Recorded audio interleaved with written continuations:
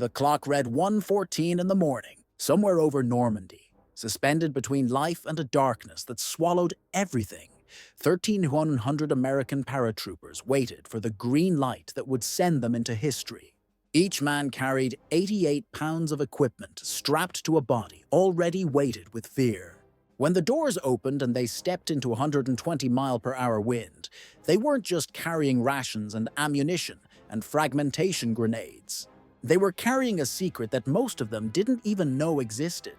A weapon designed by men who'd spent 20 years making car parts. A weapon that would prove the difference between landing with your rifle ready to fire and landing with pieces of metal that needed 40 seconds of assembly, while German soldiers needed only 10 to reach you through the hedge. The chutes snapped open above the Norman fields. Anti-aircraft fire tore through the bellies of C-47 transports. Men tumbled into enemy territory scattered across tens of kilometers they'd never studied on any map.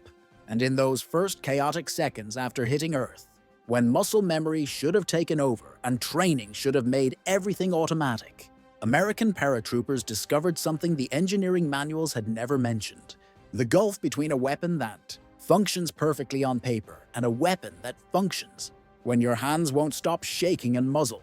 Flashes are already lighting up the hedge, 50 yards. Away, doctrine had seemed so clean, so logical. Open the Griswold bag, extract 3 disassembled pieces of M1 Garand. Thread the barrel into the receiver, lock the action, insert the 8-round en-bloc clip. 40 seconds from canvas to combat ready. The engineers who'd written those procedures had done their calculations in well-lit rooms with steady hands and all the time in the world.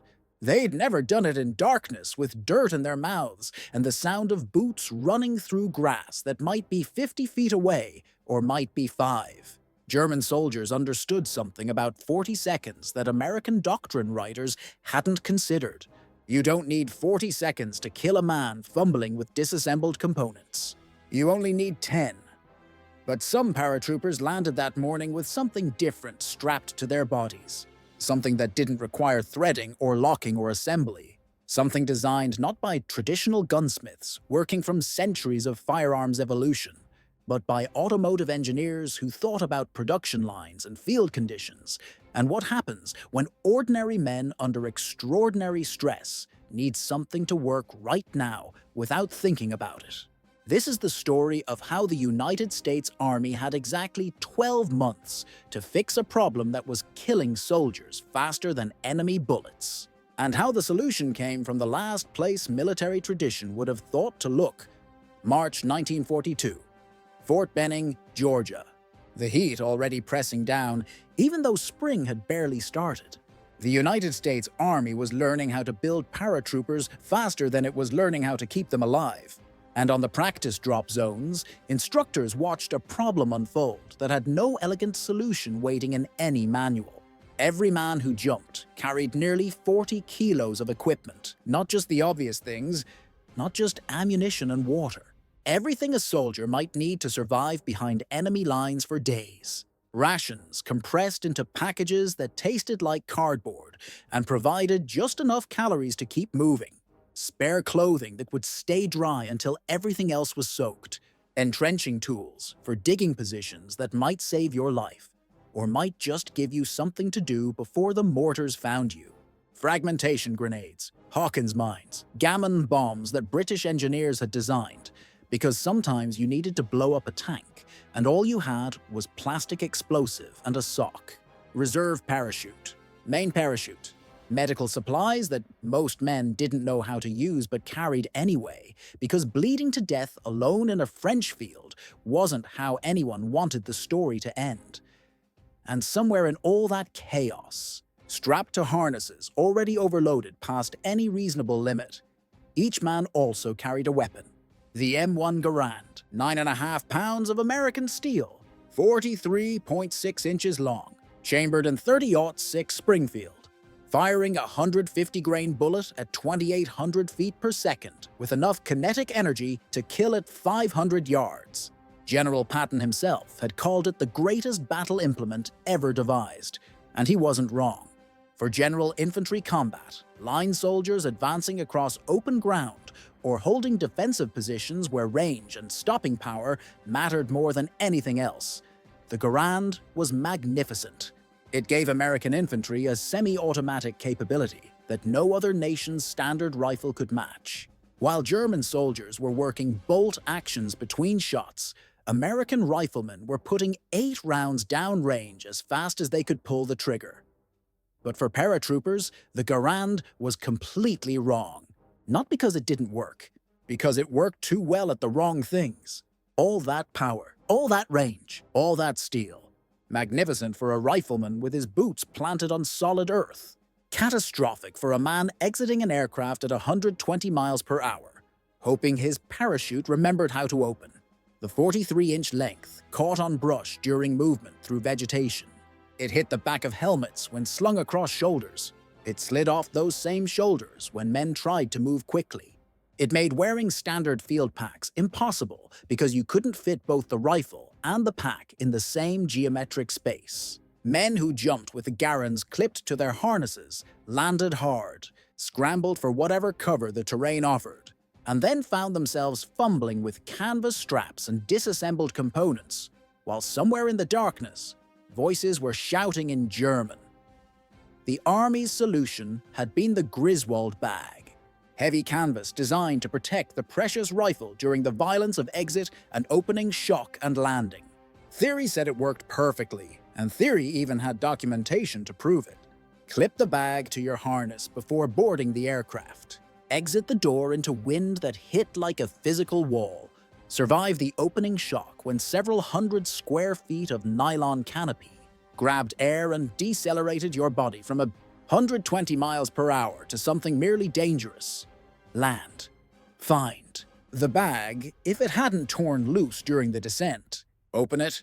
Remove 3 disassembled pieces. Thread the barrel. Lock the action. Insert a clip. Chamber around. Fight. 40 seconds. That's what the engineering drawing said. 40 seconds for a trained soldier under controlled conditions.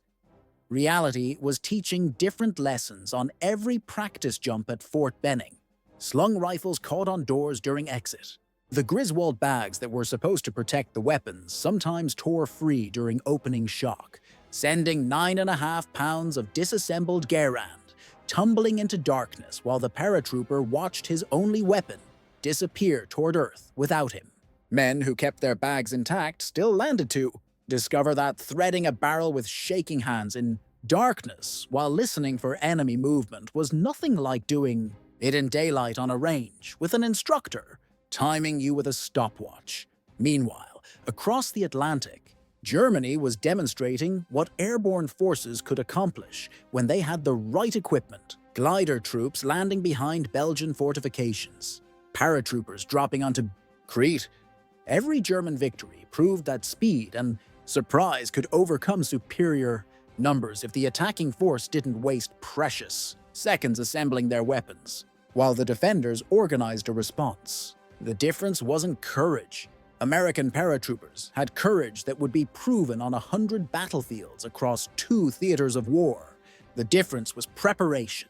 German paratroopers jumped with weapons ready. They landed ready. They fought immediately. The United States Army Ordnance Department generated an urgent request. They needed something compact, something lightweight, something with greater range and accuracy and firepower than a handgun, but without the weight and bulk of a Thompson submachine gun or the impossible length of an M1 rifle. They needed it to weigh roughly half what current weapons weighed. They needed it to be something paratroopers could actually carry into combat without breaking their backs or compromising the mobility that made airborne operations possible in the first place. They needed it yesterday. The answer arrived in 1941, before anyone had even finalized the request. The M1 Carbine, 5.2 pounds, 35.6 inches long, roughly half the weight and length of the Garand. Chambered in .30 caliber carbine, a brand new cartridge designed specifically for this weapon. It fired a 110-grain bullet at 1,990 feet per second with 967 foot-pounds of energy. That was roughly twice as powerful as the Thompson's .45 ACP with far better range and far better accuracy. The effective range extended to 300 yards.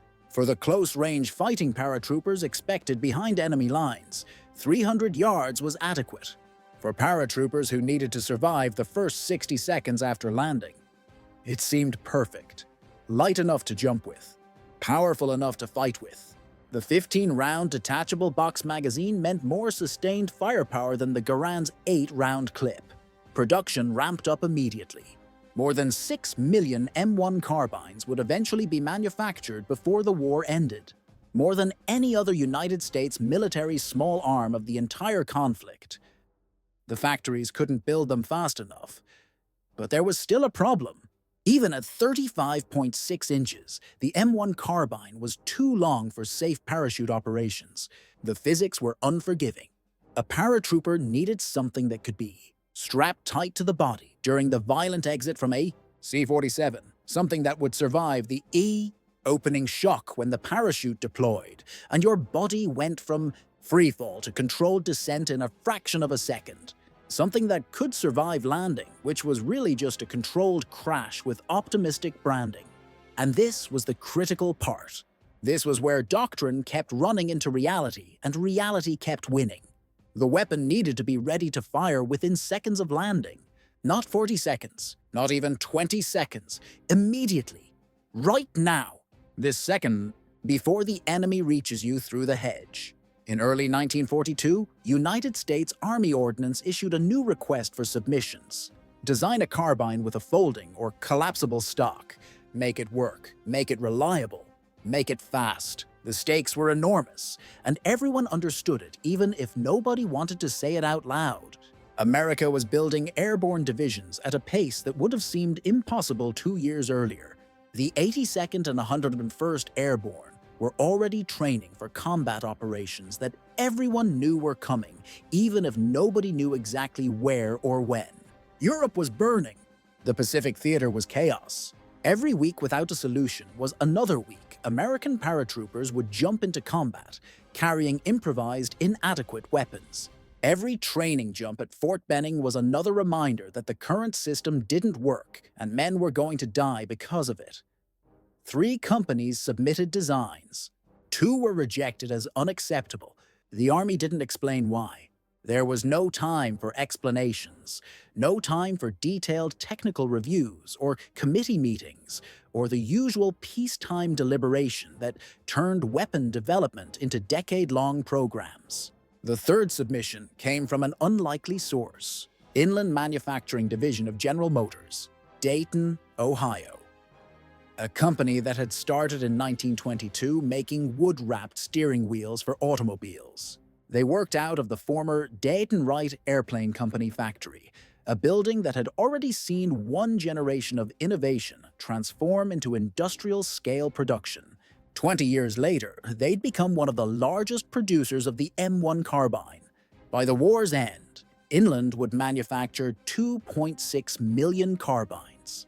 43% of all M1 carbines produced during World War II would come from this one factory in Ohio, where men who'd spent their careers thinking about steering columns and Dr. Hinges suddenly found themselves thinking about weapons. They were automotive engineers, not gunsmiths. They didn't think in terms of ballistics, tables and rifling twist rates, and all the traditional gunsmith knowledge that had been accumulated over centuries.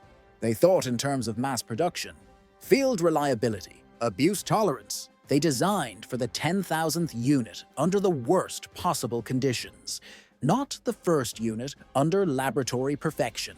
They designed for reality. Inland submitted their first drawings in March 1942. The Army reviewed them and wanted revisions. Time was running out. The 82nd Airborne Division was already scheduled for deployment.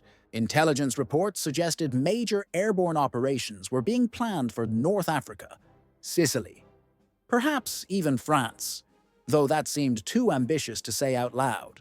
The weapon needed to be ready before those operations happened, or American paratroopers would jump into history carrying the wrong tools. On April 29, 1942, Inland's revised drawings were recommended for standardization as the model M1A1. On May the 12th, 1942, the design was officially approved. They had 6 months to prove it would work in combat, or watch paratroopers die, carrying weapons that didn't solve the problem they were designed to solve. What Inland's engineers understood, what set them apart from traditional gunsmiths who'd spent their lives in the firearms industry, was this. The solution didn't need to be revolutionary. It didn't need to push the boundaries of what was theoretically possible. It didn't need to demonstrate technical virtuosity or become the subject of admiring articles in engineering journals. It just needed to work, every time, under the worst possible conditions, when operated by exhausted, terrified, possibly wounded men who just survived a parachute jump into enemy territory and didn't have 40 seconds to figure out complex mechanisms. The Inland design was elegantly simple, a side-folding stock that any carbine action could be placed into, replacing the full-length wooden stock of the standard M1 Carbine. A wooden pistol grip provided the grip surface, a spring-loaded wire buttstock folded to the left side of the weapon. When folded, the overall length measured just 25 inches. When deployed, 35.6 inches, identical to the standard M1 Carbine. The weight remained 5.2 pounds. But the critical innovation, the thing that separated this design from the rejected submissions, was what the design didn't include. There was no locking mechanism. The stock wasn't locked in either the open or closed position. Instead, it was held in place by a spring-loaded cam. Some engineers at Army Ordnance worried this was a weakness. A stock that didn't lock might collapse during firing. It might fail during the opening shock of a parachute deployment. It might not provide stable shooting position. Inland knew it was a feature, not a bug. A locking mechanism meant moving parts. Moving parts meant potential failure points. Potential failure points meant precious seconds wasted, fumbling with latches or releases, or buttons while under fire. The spring-loaded cam was instant, intuitive, foolproof. A paratrooper could snap the stock open with one hand in complete darkness without thinking about it. No buttons to press, no levers to manipulate. No complicated sequence to remember, just push the stock until the cam engaged. Done. This was automotive thinking applied to small arms. Inland's engineers had spent 20 years designing car door hinges, hood latches, steering column assemblies, components that needed to work for drivers who were tired or distracted, or operating in conditions the designers never anticipated. They understood that mechanisms needed to work for the average operator under stress, not just for skilled technicians in controlled environments. They designed for the 10,000th paratrooper on the 10,000th jump, not the first prototype in a laboratory where everything was clean, and everyone took their time and nothing ever went wrong. Inland subcontracted the specialized work to companies that knew their trades. SC Overton Company of South Haven, Michigan supplied the wooden components. Pistol grips machined, using furniture-making techniques that had been refined over decades and then adapted for wartime production speeds. Royal Typewriter Incorporated of Hartford, Connecticut produced the wire buttstock and initially handled stock assembly. This wasn't precision gunsmithing using techniques passed down through generations of master craftsmen. This was automotive-scale manufacturing translated to weapons production. The rivets holding the stock together were automotive brake shoe rivets, not custom-made fasteners designed specifically for this weapon. Standard automotive components with known failure rates and proven stress tolerances. Parts that had already been tested on millions of vehicles under conditions ranging from Minnesota winters to Arizona summers. If they could hold brake shoes in place for 50,000 miles, they could hold a folding stock together through a parachute jump. The leather cheek rest on the wire stock used techniques borrowed directly from car upholstery. Cutting methods, stitching patterns, attachment procedures, all refined over decades of automobile production, where comfort and durability needed to coexist. Every component was selected not for its novelty, but for its ability to be mass-produced, field-repaired if necessary, and abused without catastrophic failure. This was war materiel designed by people who understood that war meant nothing worked. way it was supposed to work, and the equipment that survived was the equipment that could tolerate failure of everything around. Its Royal Typewriter initially experienced problems with the assembly process. The details were never publicly documented, but production delays in mid-1942 threatened the entire timeline. Men were training to jump into combat, and the weapons weren't ready. Eventually, SC Overton assumed full assembly responsibilities and began shipping finished folding stocks directly to Inland's Dayton facility. This wasn't ego-driven competition between contractors. This wasn't corporate politics or turf wars or any of the usual dysfunction that can paralyze wartime production. It was institutional flexibility serving the mission. When Royal couldn't deliver, Overton stepped in without bureaucratic delay. The mission mattered more than who got credit for completing it. At the Inland facility in Dayton, the assembly process was brutally simple. Complete M1 Carbine actions, the receiver, barrel, bolt, trigger assembly, everything that made the weapon actually function, were removed from the standard production line and placed into M1A1 folding stocks instead of regular M1 stocks. The action was identical to the standard carbine. The operating mechanism was identical. The ballistics were identical. The only difference was the stock. Serial numbers were whatever. Inland's serial numbers reached the folding stock assembly point at the moment the stock was added. There was no separate serial number sequence for the M1A1. It wasn't treated as a completely new weapon system, requiring independent tracking and documentation. It was the same proven M1 Carbine action in a different package designed specifically for paratroopers who needed compactness without sacrificing reliability. This approach had enormous implications that extended far beyond the obvious. Armorers already trained on the M1 Carbine could service the M1A1 without additional instruction. Spare parts were completely interchangeable. Ammunition was identical. Supply chains didn't need reorganization. Training didn't need modification. The only specialized component was the folding stock itself, and even that could be replaced with a standard stock in the field if necessary. A paratrooper whose folding stock was damaged could cannibalize a regular wooden stock from a standard carbine and have a functional weapon again within minutes. Deliveries began in October 1942 to the 82nd and 101st Airborne Divisions. The first production run totaled approximately 71,000. M1A1 carbines shipped between October 1942 and October 1943. The weapons arrived with specialized accessories designed specifically for airborne operations. The jump scabbard was a padded canvas holster that attached to the paratrooper's pistol belt at the top. A leg strap at the bottom could theoretically be secured around the paratrooper's ankle, holding the weapon snug against the leg during the violence of exit and opening shock and landing. It was essentially an oversized holster for the M1A1 with its stock folded. 25 inches of firepower wrapped in protective canvas. Theory said the leg strap would keep the weapon secure and positioned for immediate access after landing. Reality taught different lessons.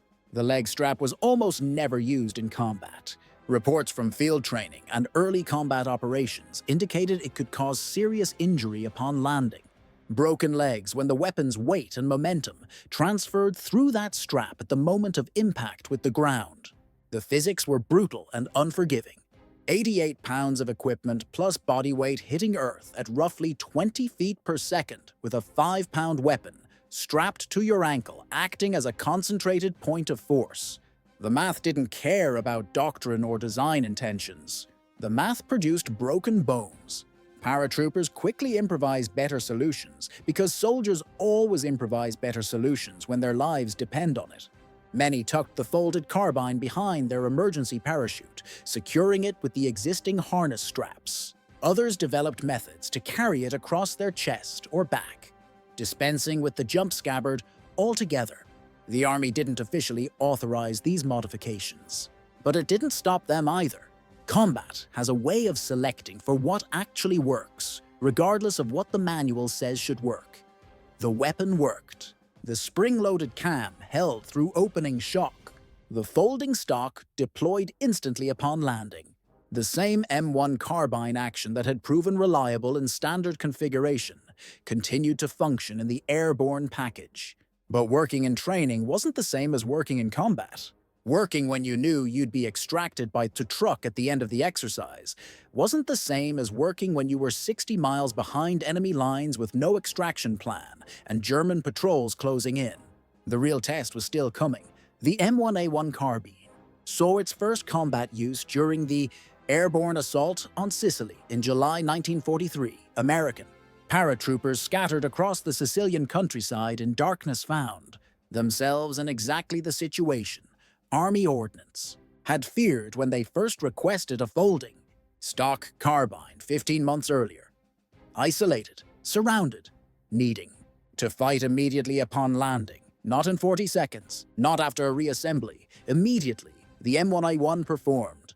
No fumbling with disassembled components in canvas bags. No threading barrels with shaking hands while listening to voices getting closer in the darkness. Paratroopers landed, snapped the stock open with one hand, chambered around, and engaged German and Italian forces within seconds. The spring-loaded cam held. The wire buttstock didn't collapse under recoil. The weapon functioned exactly as Inland's automotive engineers had designed it to function. Simply, reliably, every time. Sicily validated the concept. But it was also a small operation relative to what was coming. Everyone knew larger airborne operations were being planned. Everyone knew the real test was still ahead, somewhere in the future. What nobody knew yet was exactly how catastrophic that test would be. June 6, 1944. Approximately 13,100 American paratroopers from the 82nd and 101st Airborne Divisions boarded C-47 aircraft for the largest airborne operation in history. The 101st would drop 6,000 NW-8 men. The 82nd, in a mission codenamed Boston, would bring 6,420 paratroopers carried by 369 C-47s with their T-5 parachutes and nearly 40 kilos of equipment strapped to bodies already exhausted from hours of preparation and the crushing weight of knowing what was coming. They took off shortly before midnight on June 5th. By 1 in the morning on June 6th, they were jumping into Normandy, into history, into chaos. Problems began immediately. The C-47 fleet encountered a cloud bank over the Cotentin Peninsula. Pilots climbed or dove to avoid collision with other aircraft invisible in the darkness. German anti-aircraft fire further dispersed the fleet, tracers arcing up through the night. The sharp crack of 88mm flak guns. The peculiar sound of shrapnel punching through aluminum fuselage. Men jumped into that chaos carrying more than 60 pounds of equipment attached with tie-downs that had seemed adequate during training but failed under combat conditions. Griswold bags tore loose, ammunition pouches vanished. Fragmentation grenades and Hawkins mines disappeared into the darkness below. Some paratroopers watched their equipment bundles tumble away, knowing that somewhere in the Norman countryside their heavy weapons and extra ammunition and radio equipment were landing without them. The drops were catastrophically scattered. Paratroopers who were supposed to land in tight groups, forming immediate defensive positions and moving to objectives as organized units, found themselves alone in Norman fields, sometimes tens of kilometers from where they were supposed to be. Men ran through darkness behind enemy lines, trying to find their drop bags and weapons on landing zones they couldn't even locate, all while German patrols closed in. But those who landed with M1A1 carbines tucked behind their reserve chutes or secured to their harnesses had an immediate advantage. Their weapons were ready, not in 40 seconds, not after fumbling with canvas bags and threaded barrels. Immediately. At Brecourt Manor, Lieutenant Richard Winters of Easy Company, 506th Parachute Infantry Regiment, led an assault that would become famous decades later when historians and filmmakers finally told the story. German howitzer positions were shelling Utah Beach. Men were dying on the sand, while artillery crews operated from protected positions inland. Winters led a small team through the Norman hedgerows. His men used M1A1 carbines to take precision shots from elevated positions in the hedge, suppressing German crews while flanking teams moved into assault range. The lighter weight of the carbine allowed faster movement through the bocage terrain. The 15-round magazine meant sustained fire without reloading. The mission succeeded. The guns fell silent. Photographic evidence from D-Day shows something unexpected. M1A1 carbines weren't confined to the drop zones. They appeared on the invasion beaches themselves. One photograph from Omaha Beach captured a soldier from the 16th Infantry Regiment, taking shelter at the base of chalk cliffs, cleaning sand from his M1A1's action. The weapon had somehow made it from an airborne unit through the chaos of the landings to a regular infantry soldier who recognized its value. Weapons migrated to where they were most useful, regardless of official allocation. In combat, doctrine becomes suggestions, and survival becomes the only regulation that matters. The numbers from D-Day tell the cost in stark, unforgiving mathematics. In all, 24,999 American paratroopers became casualties. In the 82nd Airborne alone, 15 of the 16 battalion commanders were killed or wounded. The losses were severe. The scattering was worse than anyone had anticipated. German response was more organized than intelligence had predicted, but the losses would have been catastrophic without the M1A1. Consider what those numbers mean. Every paratrooper who landed with a weapon ready to fire instead of a disassembled rifle stuffed in a canvas bag had measurably better odds of survival in those first critical seconds after landing. The difference between life and death often came down to who could return fire first. 40 seconds might as well have been 40 minutes when German soldiers were already moving through the hedge 30 yards away. The M1A1 gave American paratroopers a fighting chance in those seconds that separated landing from combat. Paratroopers were scattered tens of kilometers from their objectives, isolated behind enemy lines, facing German units with superior defensive positions and often superior firepower. The M1 Carbine's effective range of 300 yards was adequate for the close-range fighting that dominated the Norman hedge.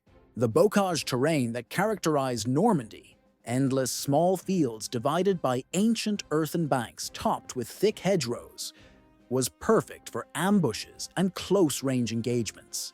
In this environment, the seconds saved by having an immediately functional weapon often made the difference between reaching cover and being cut down in the open. German soldiers who encountered scattered American paratroopers in the hours after the drop reported something unexpected. They'd expected confusion and panic from isolated soldiers far from their units and their objectives. Instead, they encountered organized resistance from men who landed with working weapons and started fighting immediately. The Americans weren't supposed to recover that quickly. The doctrine the Germans had studied said paratroopers would be vulnerable for those first critical minutes after landing. But doctrine was meeting reality, and reality was winning. The M1A1 Carbine was used in every subsequent American airborne operation of World War II. Operation Market Garden in September 1944, the ambitious attempt to capture bridges across the Rhine through the Netherlands. Operation Varsity in March 1945, the airborne assault across the Rhine into Germany itself. Every time American paratroopers jumped into combat, many of them carried M1A1 carbines.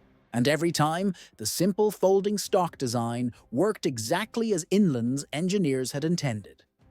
The weapon had proven itself in combat under the worst possible conditions. Scattered drops, night operations, flooded fields, dense hedgerow country, urban combat, every environment that could challenge a firearm's reliability. Mud, water, sand, extreme shock during landing.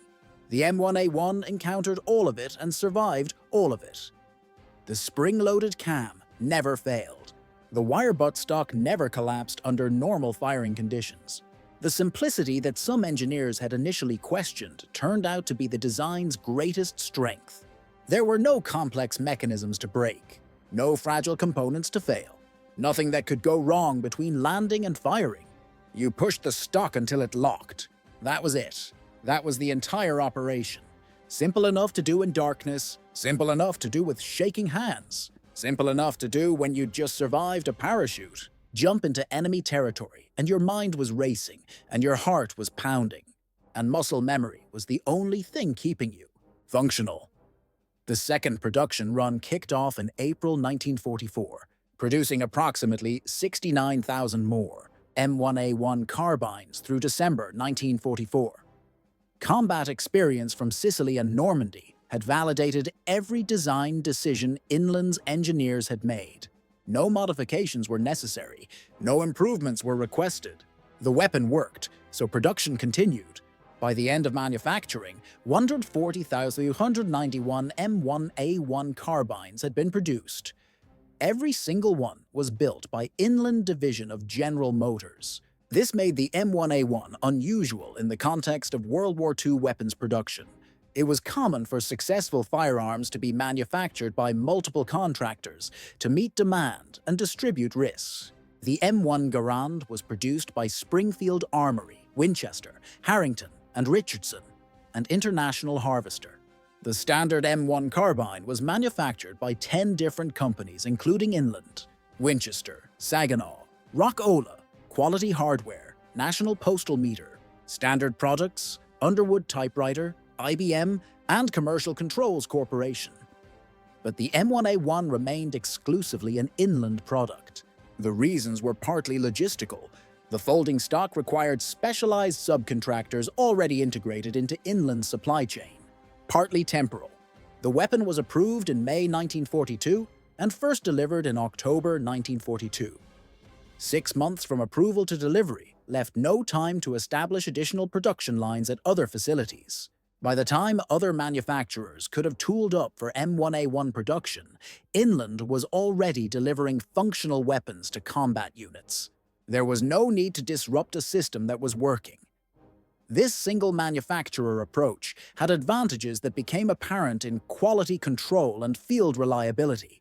The M1A1 stocks were made in far fewer numbers with far fewer variations during a shorter period than standard M1 carbine stocks. Inland maintained consistent tolerances across all 140,000 units.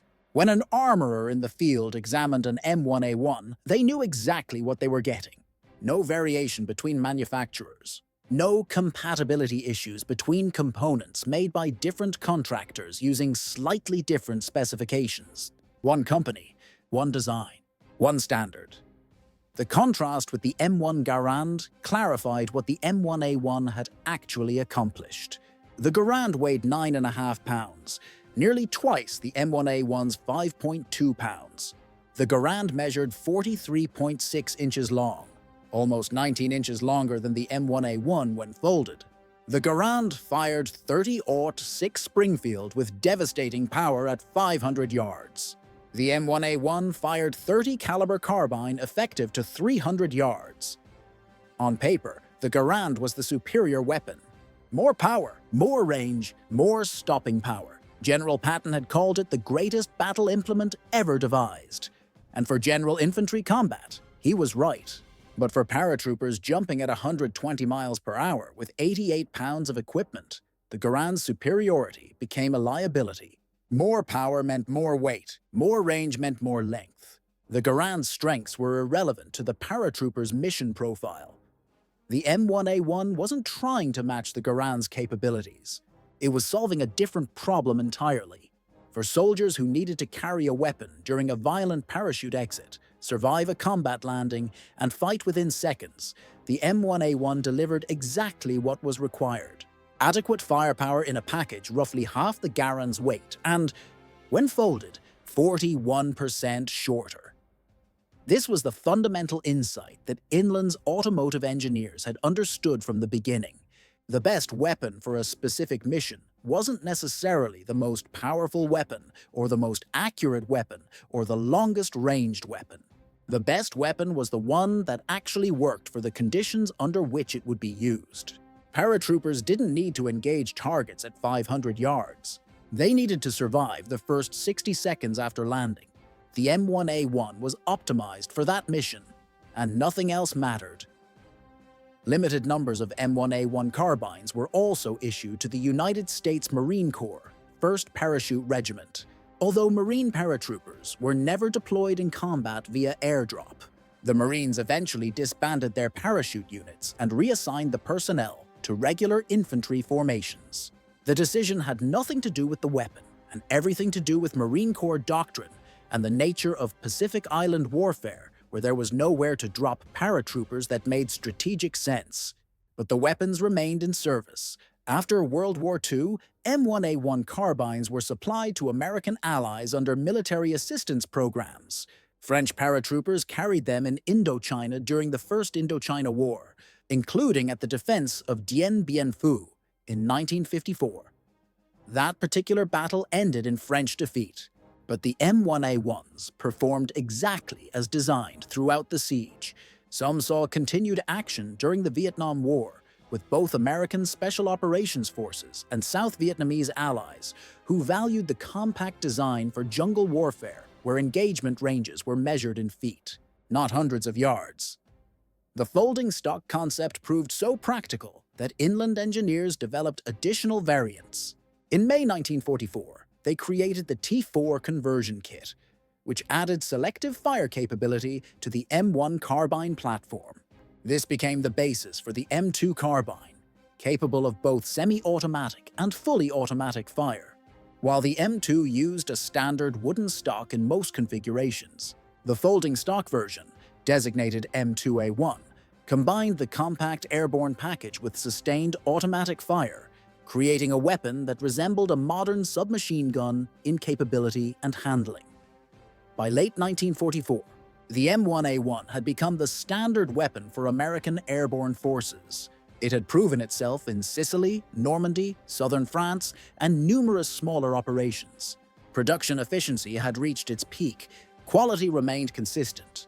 The supply chain from SC Overton through the inland assembly line to airborne units in Europe and the Pacific functioned smoothly. Everything was working exactly as Army Ordnance had hoped. When they first requested a folding stock carbine in early 1942, the weapon had evolved from an urgent requirement to a proven combat system in less than 3 years. From Inland's first patent application on August 5, 1942, through Sicily, through D-Day, through Market Garden and Operation Varsity, the M1A1 had demonstrated that simplicity executed flawlessly beat sophistication that might fail when it mattered most. September 1944, Operation Market Garden, the largest airborne operation in history up to that point. American, British, and Polish airborne units dropped into the Netherlands in an attempt so bold it seemed to defy military logic. Capture bridges across the Rhine, end the war by Christmas. The plan assumed speed and surprise could overcome German defensive strength. It assumed the bridges could be captured before German reinforcements arrived. It assumed intelligence reports were accurate when they said German forces in the area were weak and demoralized. It assumed wrong. Allied intelligence had somehow missed 2 SS Panzer divisions, refitting near Arnhem. The famous assessment, a bridge too far, would capture the overreach in just 4 words. But those 4 words came later, after the casualties had been counted and the lessons had been written in blood. American paratroopers jumped with M1A1 carbines, carrying the same weapons that had proven themselves in Normandy 3 months earlier. The operation failed strategically. The plan was too ambitious. The timeline was too compressed. The assumptions were too optimistic. But tactically, at the level where individual soldiers fought and died and tried to complete impossible missions with inadequate support, the M1A1 performed exactly as designed.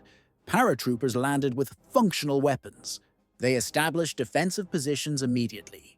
They fought outnumbered and outgunned against German armored units that weren't supposed to be there, but they were never unarmed. They were never fumbling with disassembled components, while Panther tanks approached through streets that were supposed to be clear. The problem wasn't the weapon. The problem was the plan. The weapon worked. The strategy failed. Those are different categories of failure with different implications. One limitation did emerge during extended combat operations, though it had been understood from the beginning. The folding metal stock of the M1A1 wasn't well suited for launching rifle grenades. The M1 Garand's solid wooden stock could absorb the heavy recoil of a grenade launch without damage. The wood had mass and structural integrity that could handle forces the rifle itself was never designed to generate. The M1A1's wire stock, optimized for weight and compactness, could bend or break under that same stress.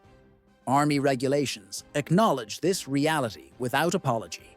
The M1A1 was not to be used for grenade launching except in emergencies. And even then, the recommended procedure was to fold the stock and place the pistol grip firmly on the ground, using the earth itself to absorb the recoil rather than the folding mechanism. Let the planet handle forces the wire stock couldn't sustain. This wasn't a design flaw, it was a design choice. Inland's engineers had faced a fundamental trade-off. They could build a folding stock strong enough to handle grenade launches, but it would require heavier gauge wire, additional reinforcement, more complex construction, all of which would increase weight, reduce reliability, and slow production. Or they could optimize for the primary mission, giving paratroopers a compact, lightweight weapon that deployed instantly and fired reliably. They chose the latter. For the actual combat conditions paratroopers faced, this was demonstrably the correct choice. The overwhelming majority of engagements occurred at ranges under 200 yards in terrain, where rifle grenades provided minimal advantage over hand grenades or direct fire. Paratroopers needed weapons that worked the moment they landed. The ability to launch rifle grenades was useful in specific circumstances. Weight and instant deployment were essential in every circumstance. When forced to choose the thing that matters most often. The mathematical proof was written in blood and survival rates. Paratroopers carrying M1A1 carbines had measurably better outcomes in those critical first minutes after landing compared to earlier operations where men had carried disassembled Garans in canvas bags. The reduction in casualties was impossible to quantify precisely. Too many variables affected survival in combat, terrain, weather, enemy strength, and disposition, training, leadership, luck. But veteran paratroopers and their officers consistently reported that the M1A1 gave them a fighting chance when scattered drops left them isolated and surrounded. The weapon's legacy was being established, not through dramatic technological innovation, but through relentless, boring reliability. 14591 M1A1 carbines had been produced. Everyone featured the same spring-loaded cam. Everyone used automotive brake shoe rivets. Everyone was built by workers who'd learned their trades making car parts, not rifles. And everyone worked. That consistency was itself revolutionary, in a way that new technology never could be. This represented a broader lesson about weapons, development during World War II that would be forgotten and relearned multiple times over the following decades. The most successful weapons weren't always the most sophisticated. The M1A1 succeeded because it did exactly what was needed when it was needed every time. Nothing more, nothing less. Inland's engineers had resisted the temptation to add features, to improve performance beyond mission requirements, to demonstrate technical virtuosity that would impress other engineers but serve no purpose in combat. They'd built a tool, not a showcase. A hammer doesn't need to also function as a screwdriver and a saw. It needs to drive nails reliably. The M1A1 needed to give paratroopers a working weapon immediately after landing. It did that. Mission accomplished. The production numbers told their own story about priorities and focus. Inland Manufacturing Division had produced 2.6 million total M1 carbines during the war, 43% of all M1 carbines manufactured. The M1A1 represented just 5% of Inland's total carbine production. But that 5%, 140,591 units, equipped the entirety of American airborne forces for the remainder of the war. Every American paratrooper who jumped into combat from mid-1943 onward had access to the weapon if they wanted it. Most did. The timeline was equally revealing about what wartime urgency could accomplish when bureaucracy got out of the way. Design approved May 12, 1942 first.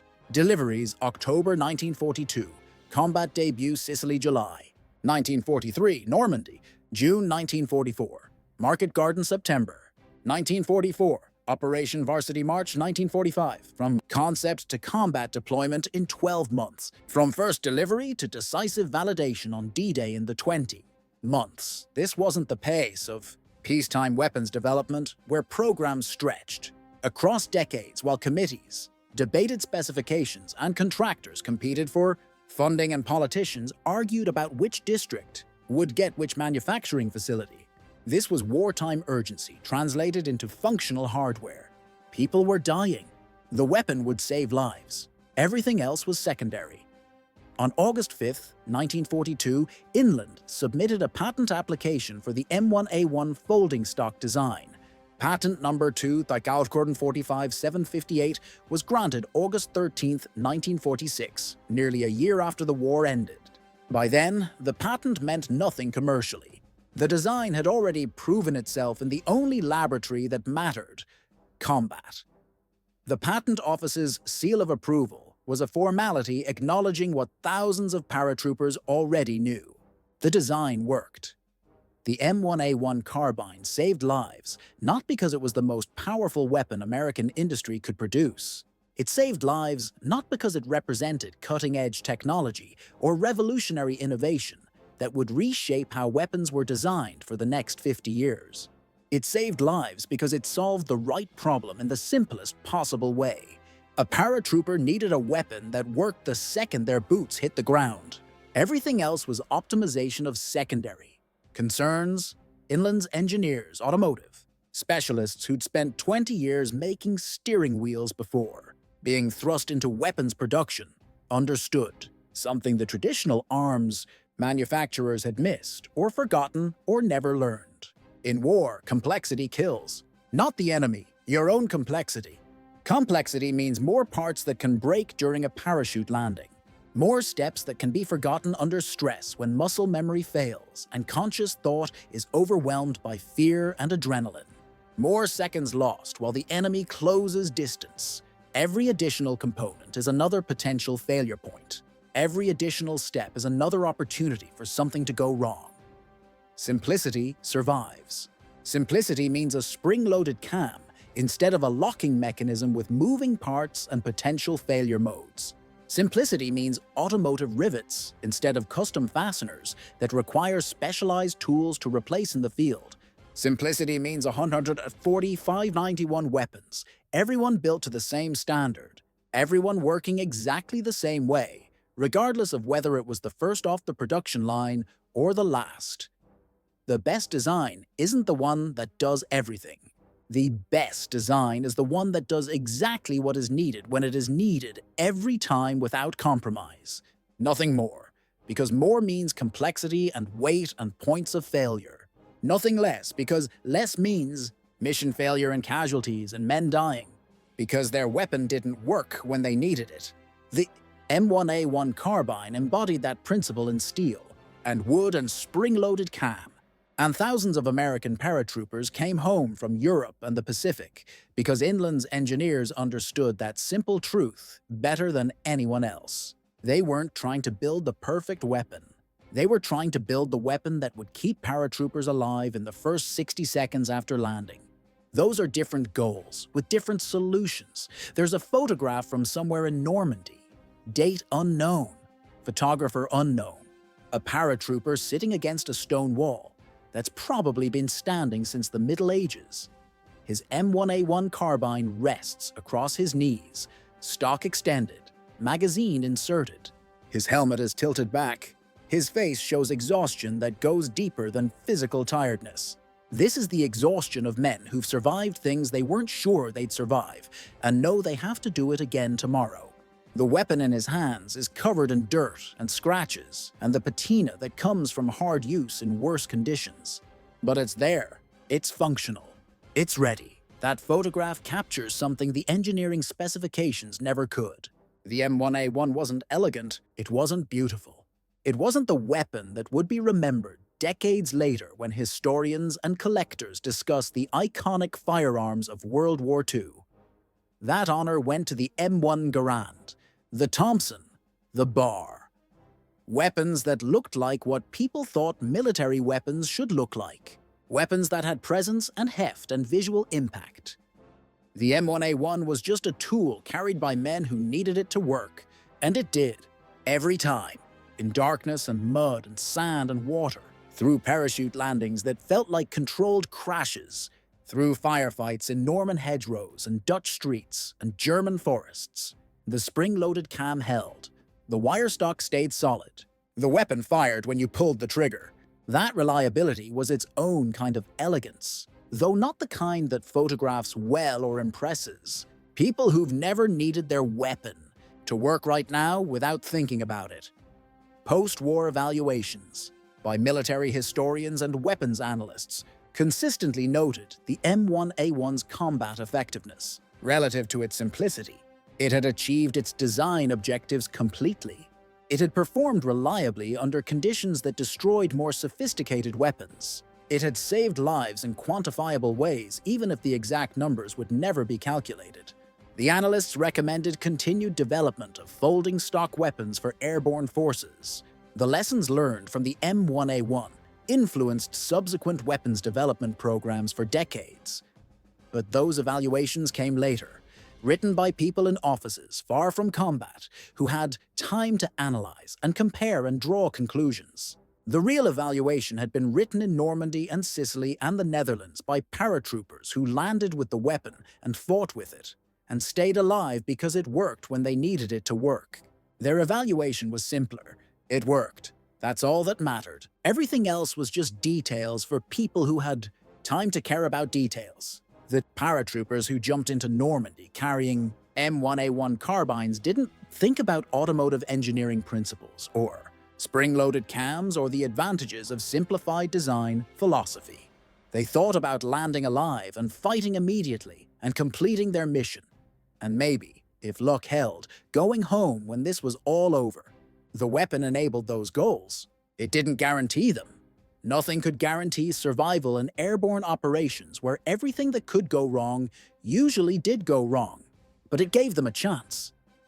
In the end, that's what the M1A1 represented. A chance. The chance to fight back immediately, instead of spending 40 seconds assembling a weapon while German soldiers moved it through the hedge. The chance to establish defensive positions before the enemy located you.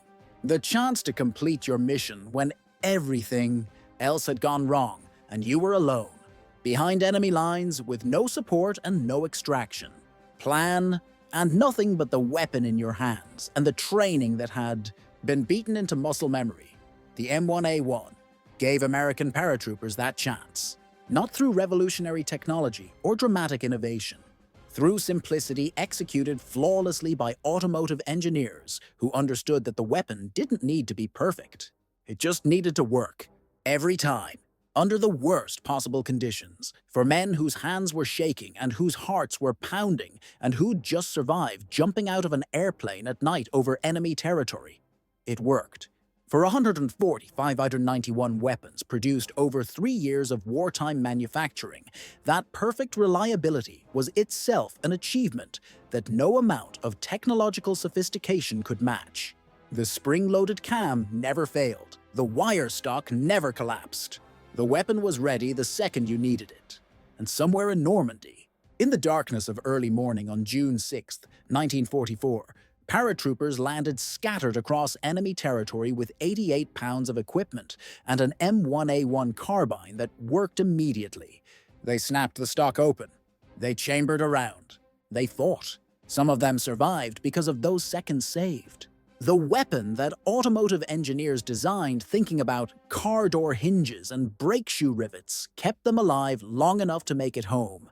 That was the only evaluation that ever mattered.